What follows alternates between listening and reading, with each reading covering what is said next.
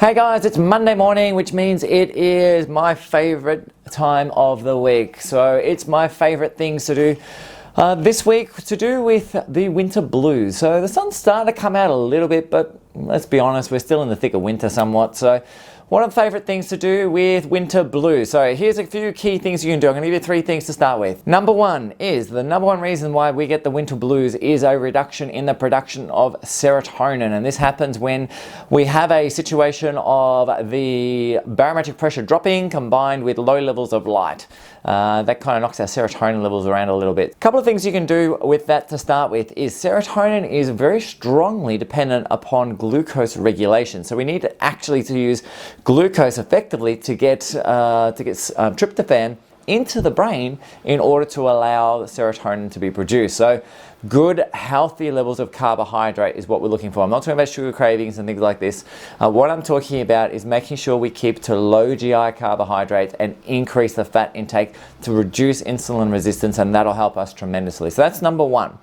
Second thing to do is we can stimulate serotonin production with herbs such as St. John's wort. So St. John's wort's a great herb. We've got to be a little bit careful with St. John's wort though. It does stimulate the P450 enzyme complex, so therefore it can reduce the effectiveness of certain medications.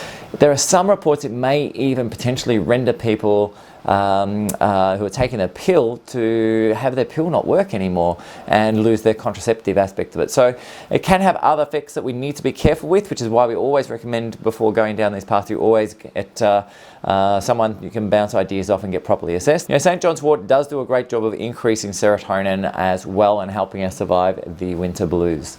All right, number 3, and this is a really easy one, and that is sniffing vanilla. So sniffing vanilla actually may help increase serotonin levels. Really cool, hey?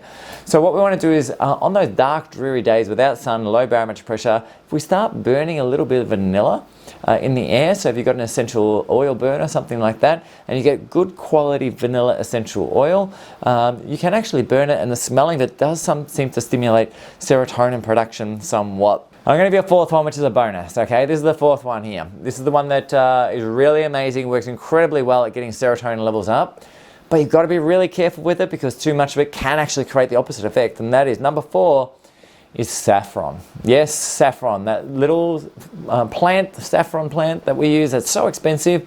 Saffron as a herb is phenomenal at improving serotonin as well. So anyway, guys, there's a few key things. So number 1, make sure we get our blood sugars under control. 2, St. John's wort. 3, burn vanilla, and the 4th one, which is the bonus, is saffron. It works fantastically well. If you have any questions or anything, just pop them up below. I'm Trevor Takuti from SpineWise, and we'll catch you next vid. Bye for now.